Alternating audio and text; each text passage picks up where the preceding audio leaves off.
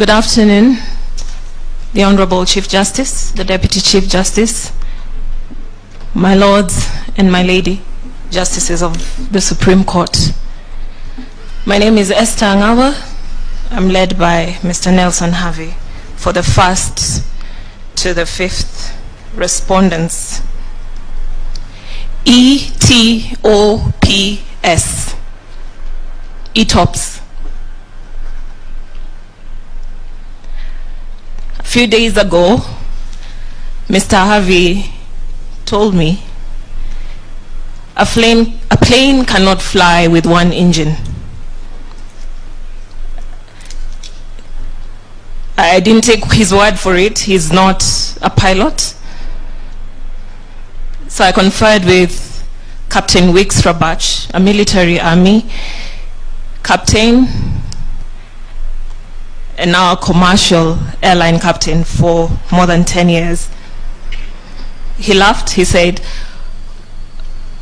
yeah, it is true. A plane cannot fly on one engine for too long. It's a basic principle. It's ETOPS. Engines turn or passengers swim. Engines turn or passengers swim. That's the informal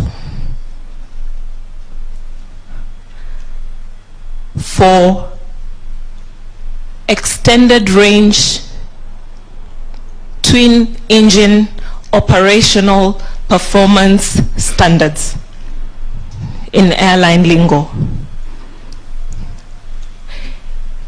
In short, the ETOPS rule, currently 240 minutes in the US, is the amount of time that a twin engine aircraft is allowed to fly along a flight path that is far from an adequate airport. So that if a two-engine aircraft chooses a flight path that goes beyond 240 minutes, and that's in exceptional circumstances, ordinarily to be 180 minutes, that's 3 hours, there's a problem. Because should that plane lose one engine, it would not make it to the nearest airport and land safely. Engines turn or passengers swim. It is our submission that the IEBC is a twin engine aircraft. Article 88, sub-article 5. The Commission shall exercise its powers and perform its functions in accordance with the Constitution and national legislation. The two engines of the Commission.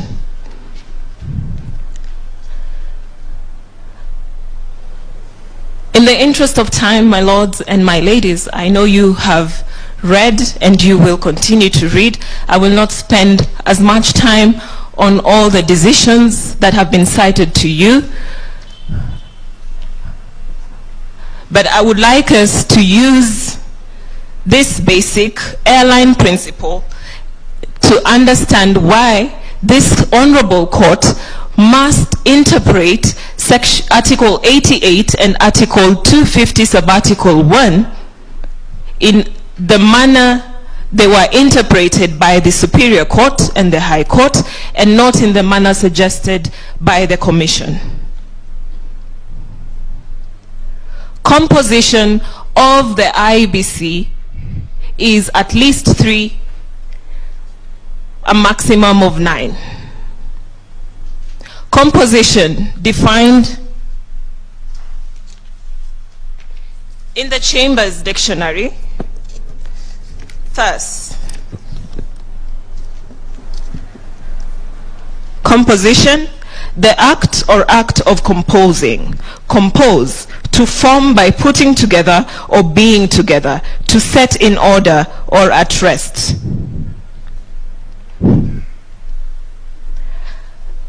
The Constitution constitutes the Commission by giving a minimum of 3 and a maximum of 9. In compliance with Article 88(5), Parliament enacted legislation, the IEBC Act, which the second engine set the specific composition of the Commission, now at 7. The marginal note in the IEBC Act speaks to composition and appointment. Quorum is relegated to the schedule. Had the drafters of the IEBC Act and even the Constitution intended that the composition of the Commission be equated to its quorum, nothing would have stopped them from doing so in the Constitution or in the section that provided for the composition of the Commission in the IEBC Act. This is the definition of quorum. The legal definition of quorum under the Black's Law Dictionary, I'm referring from the 9th edition. Quorum is defined thus: in parliamentary law, the minimum number of members, usually a majority of all the members, who must be present for a deliberative assembly to legally transact business. That is the definition of quorum. Now, what is the definition of majority? This is the definition of majority under the Black's Law Dictionary: the status of one who has attained the age of 18, the relevant definition being the second, a number that is more than half of a total, a group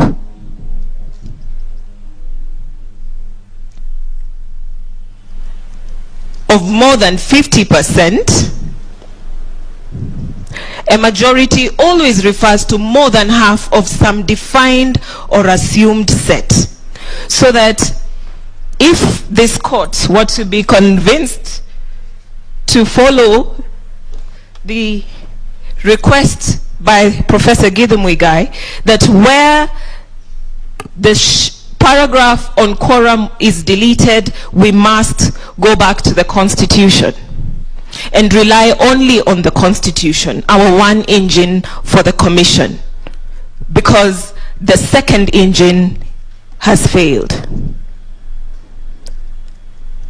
The Constitution sets a minimum of 3. He says, on behalf of the Commission, that they can go ahead and conduct business. Would quorum with a membership of 3 be 3? Based on the definition I have read to the court, absolutely not. A majority of all the members being 3 would be 2 commissioners. Now, I would urge the court to read paragraph 74 to 77 of the judgment of Justice Chacha Mwita when he was dealing with that conundrum, because then the quorum had been reduced to 3 and he was looking at those provisions that had reduced the quorum to 3 and saying then, with a membership of 3, because then the Commission had only 3 members present, 4 having resigned. Would a legally binding decision of the Commission be made by the majority, being 2 commissioners?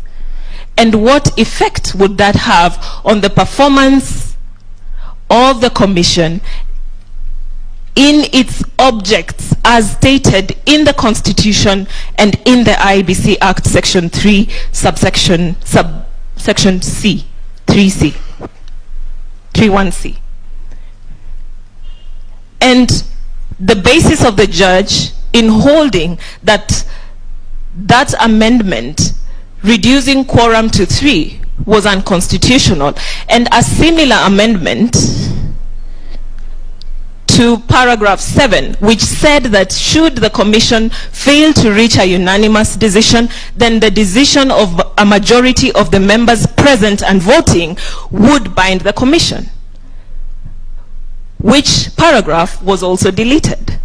Meaning now that one engine has completely failed. Even if we were to say that the commission has 3 commissioners and is properly composed as according to the constitution, what happens where a unanimous decision cannot be reached by the commission? Would the commission make legally binding decisions by its majority of 2?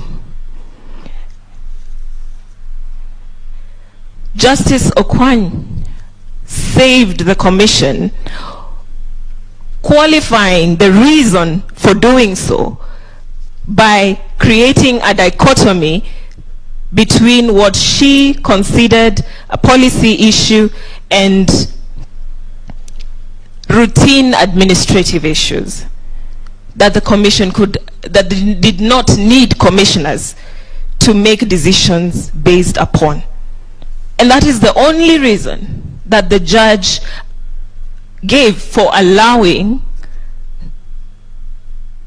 the by-elections which were in issue to proceed. But that judge, including the judges of the High Court and the judges of the Court of Appeal, decried the failure to replace the commissioners who had resigned. And that is where the extended range comes in. The period provided under the IBC Act, our twin engine, is that, look, the commission, our twin engine aircraft, has lost 1 engine and needs to get to the nearest airport to land. Otherwise, passengers swim. And so the court, in its wisdom then, allowed the commission the comfort to proceed, I believe, in the hope that the provisions of the IBC Act relating to replacement of the commissioners would be followed and the appointments would be made. That was not to happen. Now, my lords and my ladies, you have been told to ignore the fact that no appointment were made until over 4 years later. The plane crashed because the second engine, the Constitution, could not get the IBC to the nearest airport for landing. The IBC is now fully constituted, and it is my view that that is probably because of the determination by the High Court relating to the invalidation of the administrative procedures that it sought to rely on, which were made without it having all its commissioners on board. Were that not to happen, who knows? We would be flying straight towards a general election with 1 engine nearly dying. I urge this court not to unsettle the holding of the Court of Appeal. And most importantly, because that holding relates to an invalidation of the administrative procedures, and if the court allows me, I would like to read it.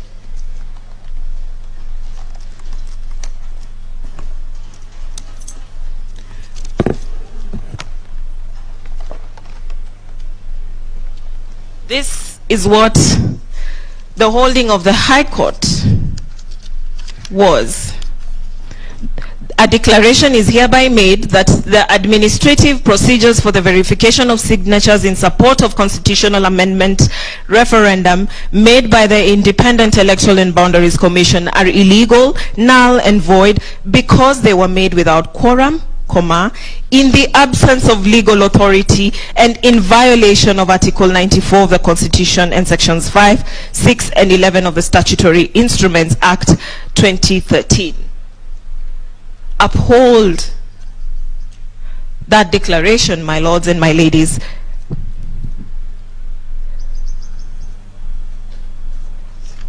Because what is in challenge here is that declaration, not the decision of Justice Chacha Mwita. This is the holding of the Court of Appeal that touches on quorum. The Independent Electoral and Boundaries Commission does not have the requisite quorum for the purposes of carrying out its business relating to the conduct of the proposed referendum, including verification whether the initiative as submitted by the Building Bridges Secretariat is supported by the requisite number of registered voters in accordance with Article 257(4) of the Constitution. The IEBC has told you, if you cannot disturb the findings of quorum,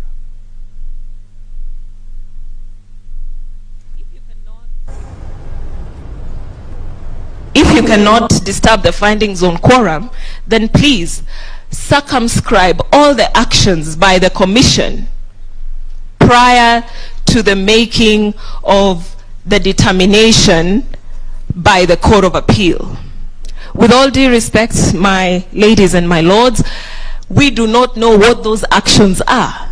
Those actions have not been challenged before any court, at least not within our knowledge, and not within the court's knowledge. What actions are these? Where have they been challenged? And as His Lordship Justice Tuyot said, this decision the declarations take effect at the date of judgment. I have indicated that what has been invalidated by the Court of Appeal on the basis of quorum is the administrative procedures and all the acts relating to the referendum. There is no basis upon which this court can protect certain actions that we haven't been told about.